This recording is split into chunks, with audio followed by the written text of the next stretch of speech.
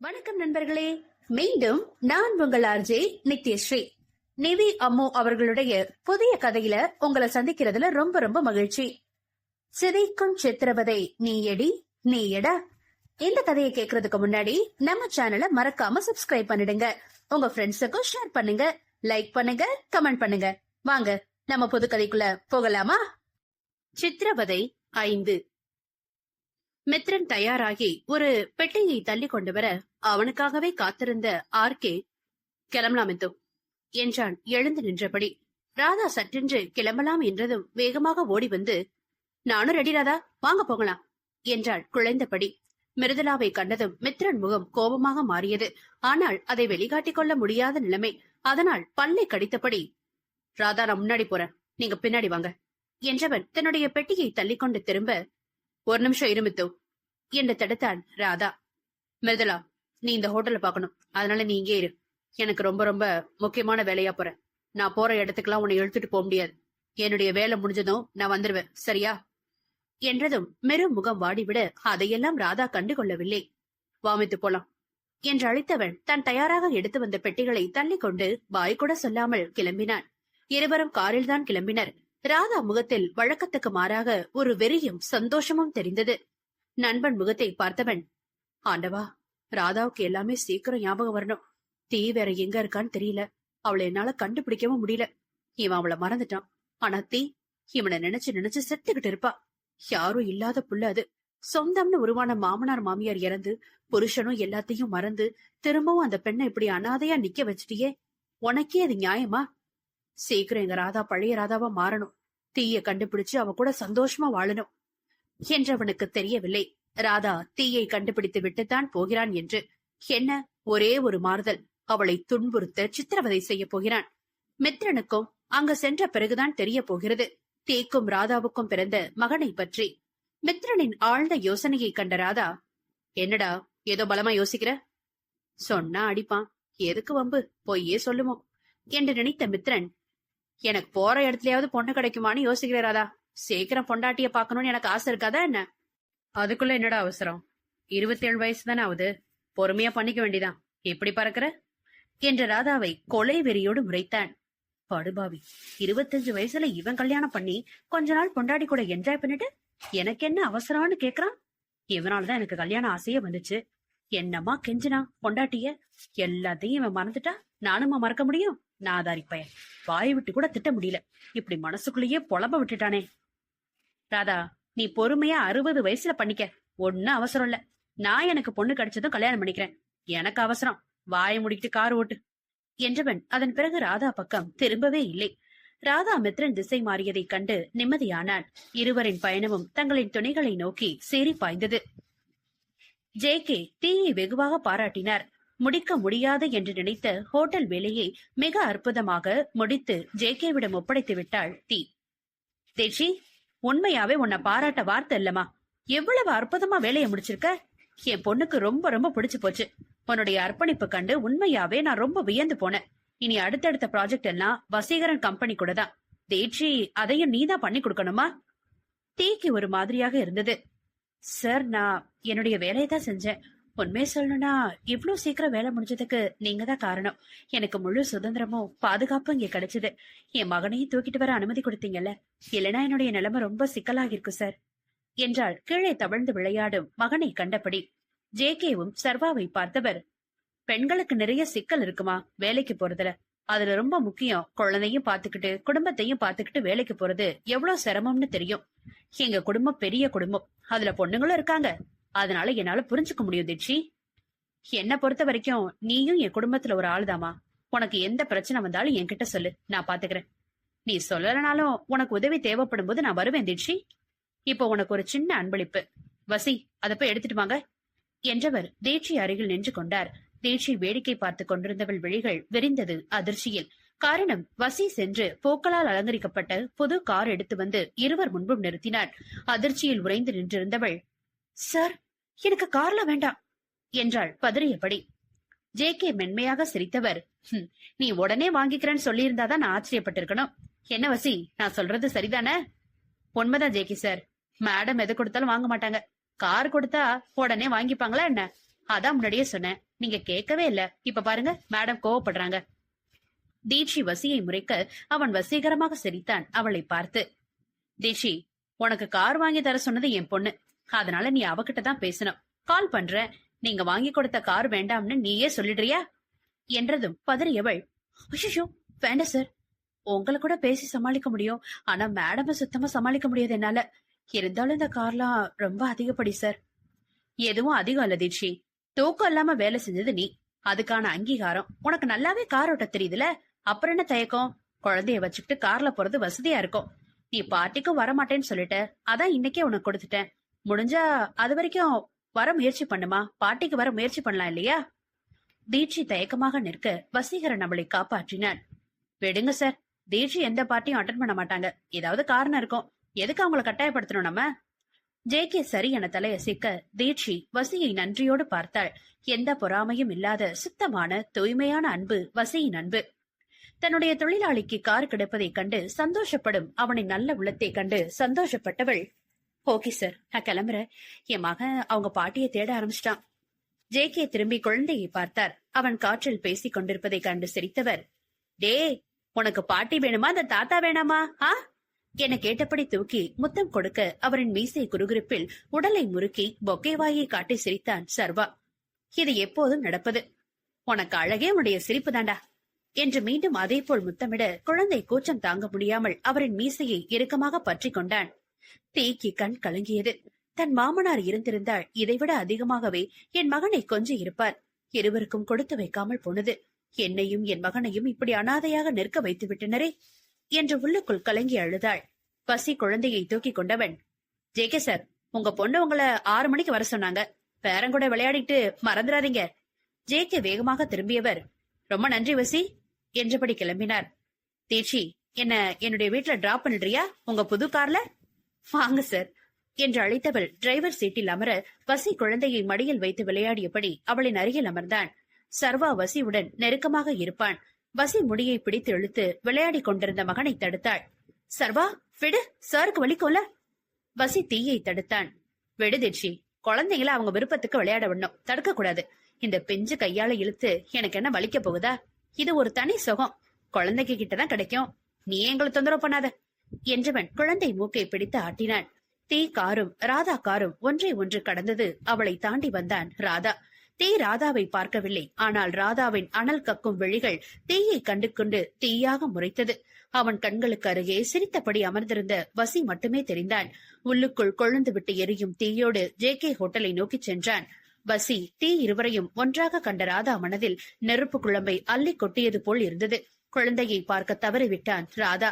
பார்த்திருந்தால் தெரிந்திருக்கும் இருவரின் சிரிப்புக்கு சர்வாதான் காரணம் என்று.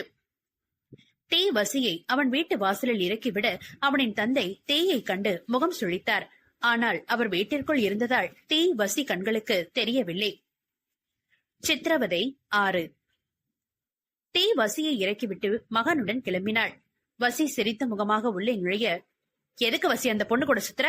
இது சரியில்லை சொல்லிட்டேன். நம்ம குடும்ப கௌரவம் கெட்டு போற மாதிரி எதுவும் பண்ணாத, எனக்கு பிடிக்காது என்றார் கோபமாக கையில் பேப்பரை வைத்துக் கொண்டு. வசி எதுவும் பேசவில்லை. அதுவரை இருந்த சிரிப்பு தந்தையை கண்டதும் மறைந்து போனது. அனைத்தையும் பார்த்து கொண்டிருந்த வசியின் தாய்க்கு மகனின் சிரிப்பு தொலைந்ததில் கவலையாகி போனது. கணவனை எதிர்த்து பேச முடியாது, பேசினாலும் அவர் கேட்க மாட்டார் என்பதால் மகனுக்கு டீ போட சென்றார். வசி தன் அறைக்குள் நுழைந்தவன் துணி கூட மாற்றாமல் கட்டிலில் விழுந்தான். தீயுடன் இருக்கும்போது மட்டுமே வசி தானாக இருப்பதாக உணர்கிறான். அவனை அறியாமலே தீயின் எளிமை, அமைதி, பழகும் பண்பு என அனைத்திலும் விழுந்தவனுக்கு காதலை சொல்லத்தான் தைரியம் வரவில்லை. தேஜி, உனக்கு எப்படி என்னுடைய நிலையை புரிய வைக்க போறேன்னு தெரியல. ஆனா ஒண்ணு மட்டும் சத்தியம், நான் முழுமையான சந்தோஷத்தோட இருக்கிறது உன் கூட வாழ்ந்தா மட்டும்தான் என்று நினைத்தபடி படுத்து கிடந்தான்.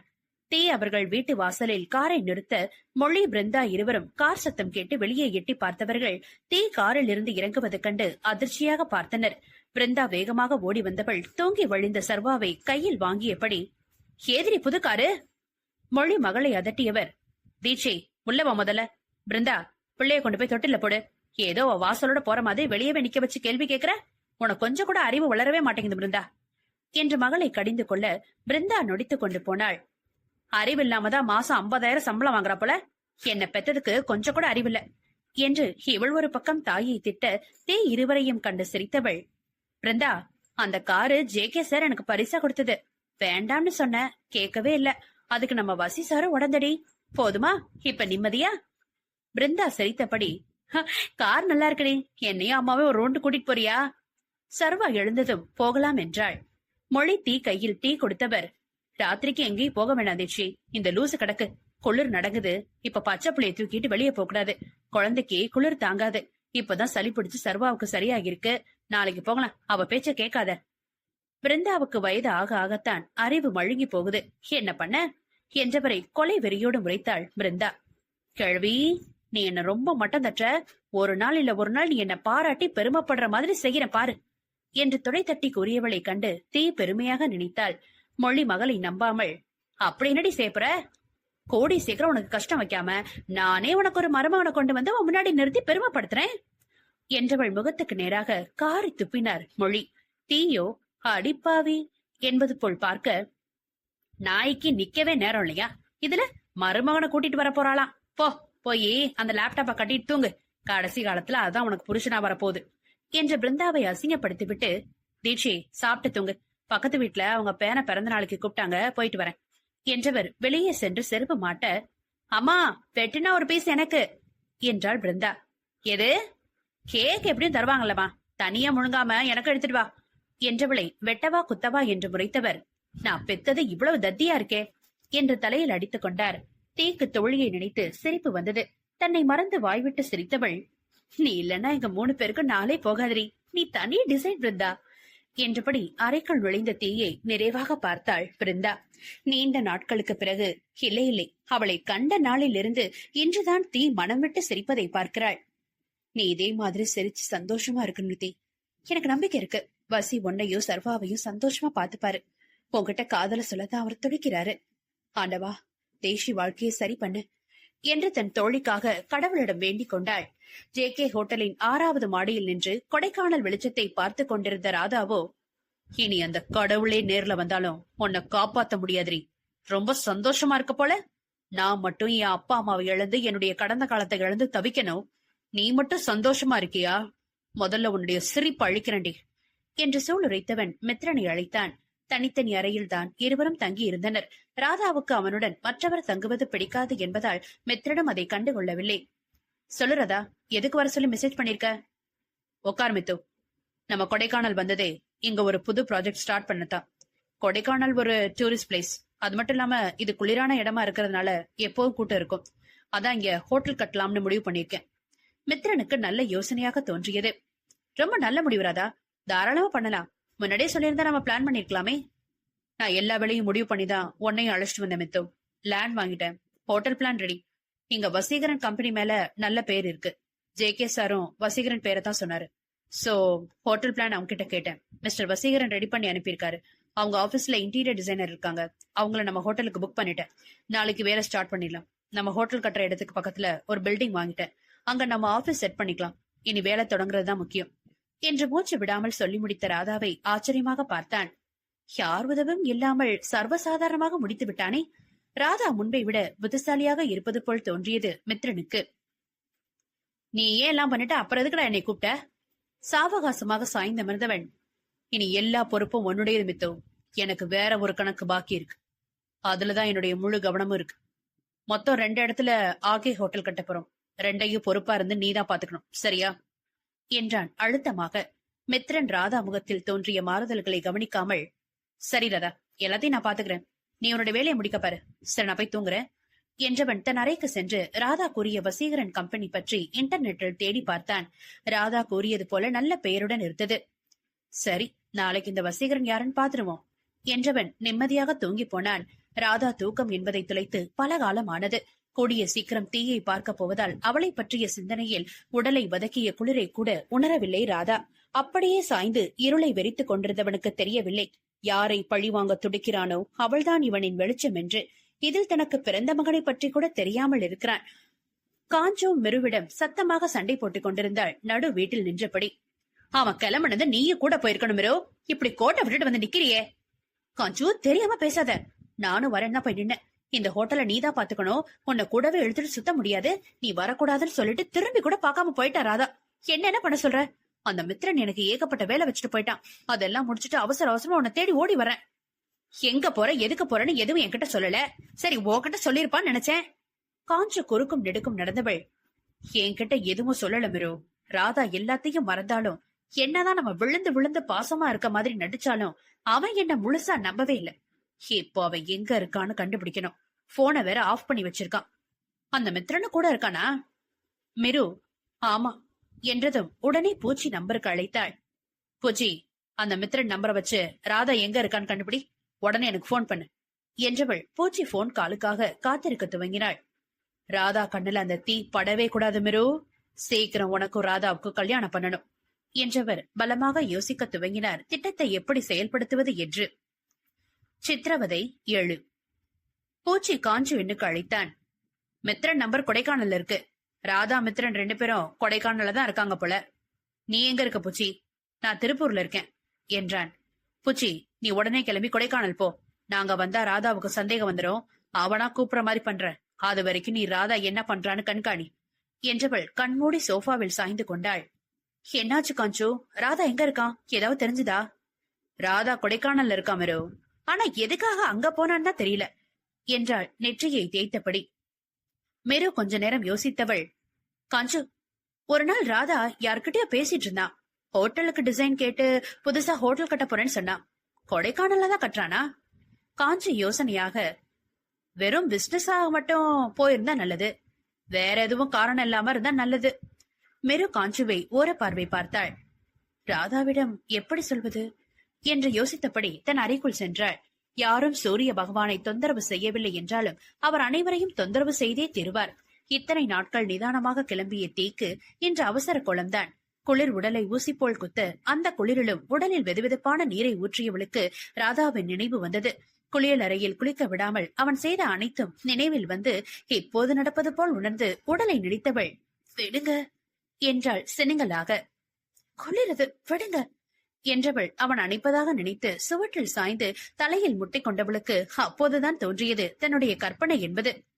நீ தீண்டிய பாகங்கள் யாவும் நெருப்பாய் தகிக்கிறது, இந்த குளிரிலும் நீ தீண்டாமல் என்று வாய்விட்டு கூறியவள் கண்ணீர் கண்ணம் தாண்டி வழிந்து நீரோடு நீராக கலந்து ஓடியது. அப்படியே அழுது கொண்டு நின்றிருந்தவள், தீட்சி, இந்த குளிர்ல கூட எப்படி இவ்ளோ நேரம் குளிக்கிற என்று வெளியே இருந்து கேட்ட பிருந்தா குரலில் கண்ணீரை துரைத்தவள், ஒரு நிமிஷம் இருந்தா துணி மாத்திட்டு வர என்றபடி துணியை மாட்டிக்கொண்டு நடுங்கியபடி வெளியே வந்தாள்.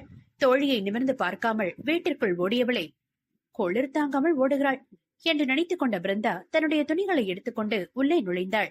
கட்டிலில் தூங்கும் மகனை வருடி கொடுத்தவள், என்னைக்கு என்னுடைய கண்ணீர் நிக்குமோ தெரியல சர்வா. உன் அப்பாவை பார்க்கணும் போல இருக்கு, அவர் நெஞ்சில சாஞ்சுக்கணும் போல இருக்கு என்று வாய்விட்டு கூறியவள் கண்ணீரை அடக்கி தன்னை கட்டுப்படுத்திக் கொண்டாள். வேலைக்கு நேரம் ஆவதை உணர்ந்து, இன்னைக்கு ரொம்ப லேட் ஆயிடுச்சு. அவசரம் அவசரமாக கைக்கு மாட்டிய துணியை மாட்டிக்கொண்டவள் வெளியே வர மொழி இருவருக்கும் உணவுகளை பாக்ஸில் எடுத்து வைத்துக் கொண்டிருந்தார். பாதேஷி, நேரம் ஆயிடுச்சு, எப்படியும் சாப்பிட மாட்டீங்க, அதான் காலை சாப்பாட்டை எடுத்து வச்சிட்டேன், பையில எடுத்து வச்சுக்கோ. அவ வந்து அனல் பறக்க இதுக்கு எதுக்கு ஓடுவாளை தவிர எதையும் ஒழுங்கா செய்ய மாட்டா. இவளை கட்டிக்கிட்டு எவன் பாடுபட போறானோ தெரியல. மொழி கூறியது போல் வேகமாக ஓடி வந்த பிருந்தா, நீ ரொம்ப கவலைப்படாத தாயே, இதெல்லாம் செய்ய கடைசி வரைக்கும் நீ ஏன் கூட தான் இருக்க போற. இப்பதான் தேசி கார் இருக்கே, அதனால ஒன்னும் அவசரம் இல்ல என்றவள் வாயாடியபடி கிளம்பி வந்தாள். மகனுக்கு முத்தமிட்டுவிட்டு இருவரும் காரில் கிளம்பினர் வசீகரன் கம்பெனிக்கு. வசி நேரத்தோடு வந்து விடுவதால் தன் அறை ஜன்னல் வழியே தீயை எதிர்பார்த்து காத்திருந்தான். ஏனோ ஒரு இரவு அவளை பார்க்காததே பல நாட்கள் போன்று தோன்றியது. தனக்கு சொந்தமாக வேண்டியதை யாரோ தன்னிடமிருந்து பிரிக்கும் உணர்வில் சிக்கி தவித்தான் பசி. இவன் எப்போது உணரப் போகிறானோ அவளே தனக்கு சொந்தமில்லை என்று. 3 மாதங்கள் கழித்து ஆபீஸ் வருபவளை தன் அருகில் வைத்துக் கொள்ள முடியாத கவலை. காரணம், அடுத்த ப்ராஜெக்ட் வந்துவிட்டது தேக்கே. சீக்கிரம் உன்கிட்ட என்னுடைய காதல சொல்லணும் தீ. நீ என்னை ஏத்துக்கலால் பரவாயில்ல, என்னுடைய காதல சொல்லாத காதலா மட்டும் இருக்கக்கூடாது. காதல கூட சொல்ல முடியாத கொழையா நான் இருக்க விரும்பல. தீ கார் வந்து நின்றதும் வசி முகத்தில் அப்படி ஒரு சந்தோஷம். அவள் மேலே வருவதை உணர்ந்தவன் அமைதியாக தன் இடத்தில் அமர்ந்து கொண்டு ஆர்கேவுடன் போட்ட கான்ட்ராக்ட் ஃபைலை பார்க்க துவங்கினான். வசிக்கு தெரியாது ஆர்கேவுடன் அவசரப்பட்டு கான்ட்ராக்ட் போட்டது அவன் வலையில் சிக்கிக் கொண்டது, தீயை சிக்க வைத்தது.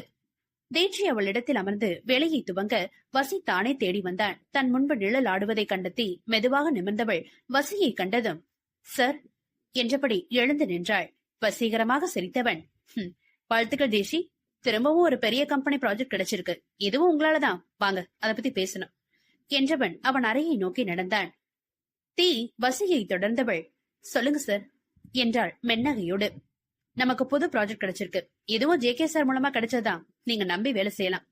ஜே.கே. பெயரை கேட்டதும் வேற எந்த தகவலும் கேட்க தோன்றவில்லை தீக்கு. உண்மையாவே எனக்கு ரொம்ப பெருமையா இருக்கு ரிஷி. உங்க திறமையும் உங்க கடின உழைப்பும் கூடி சீக்கிரம் உங்களை சொந்த கம்பெனி ஆரம்பிக்க வைக்க போகுது. சீக்கிரமே நீங்க உயர்ந்து வர்றதுக்கு என்னுடைய மனப்பூர்வமான வாழ்த்துக்கள் என்று முழு மனதாக பாராட்டினான். வசீகரனின் தூய்மையான மனமே தன் தொழிலாளி கூட முதலாளி ஆக வேண்டும் என்ற மனதை கொடுக்கிறது என்பதை உணர்ந்த தீட்சி, உங்க வாழ்த்துக்கு நன்றி சார். ஆனா நான் முதலாளியாக ஆசைப்படல. உங்ககிட்ட வேலை செய்யறதையே பெருமையா நினைக்கிறேன். உண்மையாவே உங்ககிட்ட நிறைய பாதுகாப்பு கிடைக்குது என்றாள் உண்மையாக. வசிக்கு உச்சி குளிர்ந்து போனது தீயின் வார்த்தைகளை கேட்டு. சர்வாவை தூக்கிட்டு வந்திருக்கலாமே தீ. இந்த ஆபீஸ்ல அப்படி ஒரு பழக்கம் இல்லையே. உங்க அப்பாவுக்கு தெரிஞ்சா எல்லாருக்கும் சங்கடம். வசிக்கும் தெரியும், என்னதான் கம்பெனியை தான் நிர்வாகம் பண்ணினாலும் இன்னமும் அவரின் தலையீடல் அதிகமாக உண்டு. சரி தீஷி, நீங்க இன்னைக்கே புது கம்பெனில ஜாயின் பண்ணிக்கோங்க. அவங்க குழந்தைய தூக்கிட்டு போக ஒத்துப்பாங்களான்னு தெரியல. ஆனா உங்க சம்பளம் 2 மடங்கு ஆகிட்டாங்க அவங்க.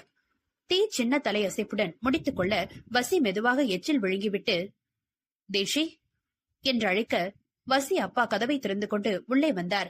வந்தவர் பார்வையில் இருவரும் ஒன்றாக இருப்பது விழுந்து தொலைய அவரின் முகம் மாறி போனது. அதிலும் தன் மகன் முகத்தில் இருக்கும் சிரிப்பும் சந்தோஷமும் இவளை கண்டால் மட்டும் உருவாவதை தந்தையாக அவரும் அறிந்துதான் உள்ளார். இப்போது அமைதியாக இருக்க காரணமே தீட்சியால் தான். சில முக்கிய ப்ராஜெக்ட் தங்கள் கம்பெனிக்கு கிடைத்து தங்கள் கம்பெனி பெயர் பரவி வருவதால். தீட்சி மரியாதைக்கு குட் மார்னிங் சார் என்றவள் வெளியே போக கிளம்ப, ஒரு நிமிஷம் தீட்சிதா, வசி சொல்லியிருப்பான் என் கம்பெனிக்கு கிடைச்ச புது ப்ராஜெக்ட் பத்தி. எல்லா இடத்துலயும் எல்லா வசதிகளும் கிடைக்காது. இந்த ப்ராஜெக்ட் ரொம்ப முக்கியமான ப்ராஜெக்ட். அதனால எந்த குறையும் குழப்பமும் இல்லாம முடிக்கணும். அப்படி ஏதாவது ஒன்னால பிரச்சனை வந்தா 3 மடங்கா அவங்களுக்கு நீதான் செட்டில் பண்ணணும் என்றார் பிசினஸ் மூளையோடு. அப்போதும் மெல்லிய புன்னகையோடு, என்னால எந்த பிரச்சனையும் வராது சார். என்னை நம்பி வசீகரன் சார் இந்த ப்ராஜெக்ட் எடுத்திருக்காரு. அவர் நம்பிக்கையை கெடுக்க மாட்டேன் என்ற வாக்கு கொடுத்தவளுக்கு தெரியவில்லை, கொடுத்த வாக்கை காப்பாற்ற பல வழிகளை தாங்க போகிறாள் என்று. சரி, நீ கிளம்பு, இப்பவே இந்த வேலையை முடி, அப்புறம் பேசிக்கலாம் என்றார் அழுத்தமாக. தேய்க்கு புரிந்தது வசி தந்தைக்கு தன்னை பிடிக்கவில்லை என்று. இந்த ப்ராஜெக்ட் முடிந்ததும் வேறு வேலை தேடிக்கொள்ள வேண்டும் என்று நினைத்தவள் பிருந்தாவிடம் மட்டும் கூறிக்கொண்டு கிளம்பினாள்.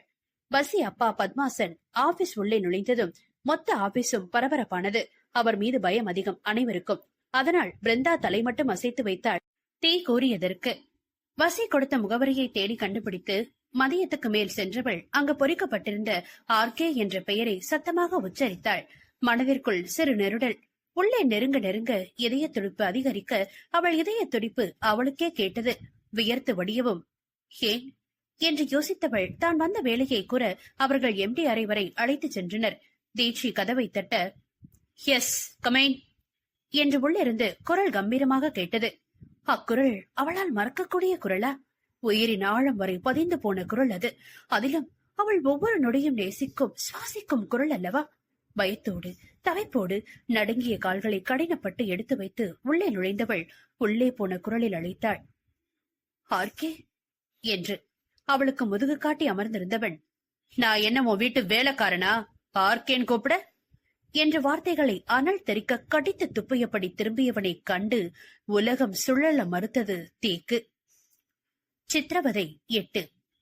சுழன்று திரும்பியவன் முகத்தை கண்டவள் மூச்சு நின்று போனது அதிர்ச்சியில்.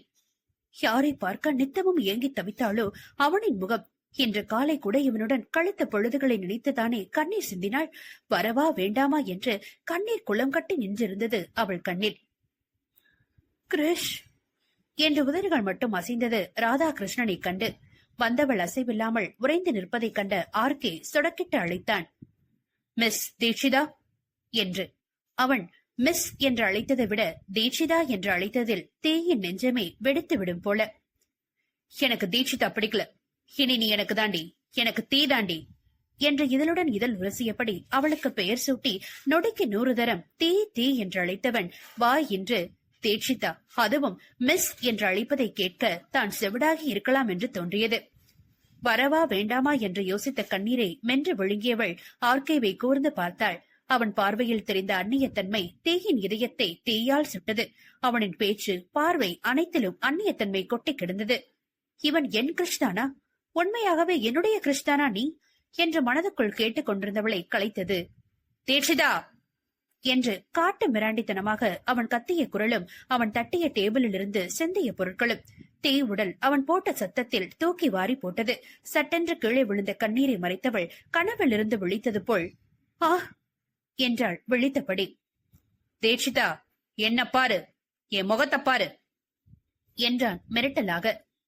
ஏன் மேடம் பேர சொல்லி கேட்கணுமோ? பேர சொல்லிக்கிட்டே இருக்கணுமா? அது என்ன மந்திரமா சொல்லிக்கிட்டே இருக்க? ஒரு முறை கூப்பிட்ட குரலுக்கு பட்டன் திரும்பி பார்க்கணும், புரிஞ்சுதா? தீயோ என்று தலையசைக்க, நீ என்ன ஊமையா தலாற்ற? வாய் திறந்து பேசு. நீ யாருக்குன்னு ஏதோ எனக்கு பேர் நீதான் வச்ச மாதிரி கூப்பிடக்கூடாது. நீ என்கிட்ட வேலை செய்ய போற வேலைக்காரி, நான் உனக்கு முதலாளி. இனி ஒழுங்கா சார்னு மரியாதைய கூப்பிடணும். விக்கிய வார்த்தைகளை கோர்த்தவள் ஓகே சார் என்றாள் உயிரில்லாத சடலமாக. ஆர்கே பேசிய ஒவ்வொரு வார்த்தைகளும் தீயின் நெஞ்சை ரம்பமாக அறுத்தது. என் கிருஷுக்கு நான் யாருன்னு தெரியலையா? இல்ல இவர் என் கிருஷ் இல்லையா? இல்ல இவர் என் கிருஷ் தான். என் உள் மனது சொல்கிறதே. அப்புறம் எதுக்கு என்ன அவருக்கு தெரியல? ஏன் என்னிடம் இவ்வளவு கோபமாக பேசுகிறார்? காதல் கொண்ட பேதைக்கு அவன் வெறுப்பில் பேசுவது கூட தெரியவில்லை. அதை கோபம் என்று நம்புகிறது மனது. என்ன கொடுமையோ! காதல் கல்லை மண்ணாக மாற்றும், மண்ணை கல்லாக மாற்றும் போல தீ அப்படித்தான் நிற்கிறாள் இப்போது. மிஸ் தீஷிதா, இங்க செதறி கிடக்கிற பொருளை எல்லாம் எடுத்து என்னுடைய டேபிள்ல அடுக்குங்க. என்னுடைய அறையை சுத்தம் பண்ணுங்க என்றான் நக்கல் தெரிக்க. எதையும் உணரும் நிலையில் இல்லை தீ. அவனின் மிஸ் தீட்சிதா என்ற அழைப்பு வேற எதையும் சிந்திக்க விடவில்லை என்பதுதான் உண்மை. ஏதோ உயிரில்லா இயந்திரத்துக்கு கட்டளை இட்டது போல் சிதறிய பொருட்களை எடுத்து ராதா டேபிளில் அடுக்கி வைத்தவள் அறை முழுவதும் சுத்தம் செய்து முடித்தாள். அதற்குள் கண்ணீர் அலைகடல் போல் திரண்டது. அவன் முன்பு அழ விரும்பாதவள் உதட்டை கடித்து முடிந்தவரை அழுகையை தனக்குள் புதைத்துக் கொண்டாள். அந்த சின்ன வேலைகளை செய்து முடிப்பதற்குள் போதும் போதும் என்றானது தீக்கு. தீயை வேலை வாங்கிய ஆனந்தத்தில் அவள் வேலை செய்வதை ரசித்துக் கொண்டிருந்தவன் மனதுக்கு ஏதோ அவளையே அடிமைப்படுத்திய சந்தோஷம். முகம் சிவக்க கொலைவெறியோடு அவளையே முறைத்துக் கொண்டிருந்தவன் கண்களுக்கு தப்பவில்லை அவள் உதட்டை கடித்து அழுகையை அடக்குவது. அதை கண்டதும் கூடுதல் நிறைவாக தோன்ற, உன்னை இனிதாண்டி அழ வைக்க போறேன், அதுக்குள்ள இப்படி அழுதா எப்படி? துடிக்கணும், துடிக்க உன்னை சித்திரவதை பண்ண போறேன்டே என்று நினைத்தவன் அடுத்த வேலை விட வாயை திறக்க அதற்கு முன்பே கதவை திறந்து கொண்டு வெளியே ஓடினாள் தீ. தன்னை மதிக்காமல் தன்னிடம் அனுமதி வாங்காமல் வெளியே ஓடியவளை கண்ட ஆர்கேவுக்கு மீண்டும் வெறி பிடித்தது. அவள் இவ்வளவு நேரம் கடினப்பட்டு அடக்கிய அனைத்தையும் மீண்டும் களைத்து தூக்கி எறிந்தவன், என்கிட்டயோ சொல்லாம போறியா? இதுக்கெல்லாம் சேர்த்து உனக்கு தண்டனை இருக்குடி என்று சூழ்நிலைத்துக் கொண்டவன் கண்ணாடி வழியே வெளியே எட்டி பார்த்தான். தீ அவளுடைய காரில் கிளம்பியதே. இன்னைக்கு தப்பிச்சா மாதிரி நீ தப்பிக்க முடியாது, நீ உன்னை விடமாட்டண்டி என நரவென பல்லை கடித்தவன் பல் இடுக்கிலிருந்து ரத்தமே வந்தது அவன் கொடுத்த அழுத்தத்தில். அவள் மேல் கொண்ட கோபத்தை தாண்டி அவளை கண்டதும் அவனின் உள் உணர்வு எதையோ அவனிடம் கூற முயற்சி செய்கிறது. முட்டாள் கோபம் என்னும் கொடிய விஷத்தில் மாட்டிக்கொண்டு மனம் கூறுவதை கூட கேட்க மறுக்கிறான். இவ என்னைக்கு கேட்டு இவ என்னைக்கு ஞாபகம் வர என மனமே காரி துப்பியது. தீ கார் சீறி பாய்ந்த அடுத்த நிமிடம் மித்ரன் கார் உள்ளே நுழைந்தது. ராதாவை தேடி அறைக்குள் நுழைந்தவன் அறை கிடந்த கோலத்தை கண்டு அதிர்ச்சியாகி அப்படியே நின்று விட்டான். ராதா, என்ன ரூம் முழுக்க ஒரே குப்பை மேடு மாதிரி ஆக்கி வச்சிருக்க? உனக்கு சுத்தமா இருந்தா தானே பிடிக்கும். வேற யாராவது உள்ள வந்தாங்களா? ராதா வாய் திறக்கவில்லை. அவன் அமைதியாக இருப்பதை கண்ட மித்ரன் ராதாவின் அருகில் வந்து பார்த்தவன் ராதா கண்கள் சிவந்திருப்பதை வைத்தே கண்டு கொண்டான் அவன் கோபத்தை.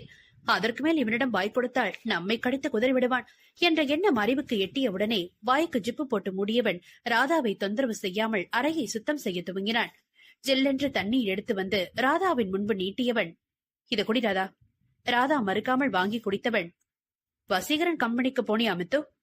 இன்னும் இல்ல ராதா, நம்ம இன்னொரு ஹோட்டல் கட்டுற இடத்த போய் பாத்துட்டு வரேன், நீ வரியா? 2 பேர் போய் பாத்துட்டு வருவோம். வாட்டர் பாட்டில இறுக்கி பிடித்தவன், நான் தேடி போய் பாக்குற அளவுக்கு அவன் பெரிய ஆள் கிடையாது மித்தோ என்றான் அழுத்தமாக.